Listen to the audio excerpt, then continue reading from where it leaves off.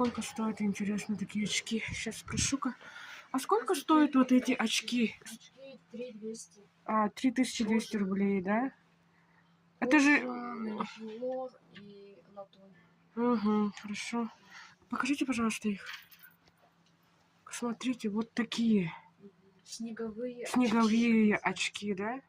Защищают от, ну, солнечного света. от солнечного света защищают они.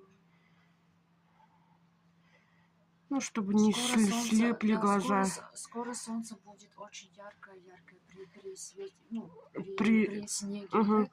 Ага, как в марте, вот в конце февраля, и оттуда вот такие очки вот создали наши предки. Вот, да. северные очки. Это северные очки же, да? 3200 вот рублей. Ага. Хорошо.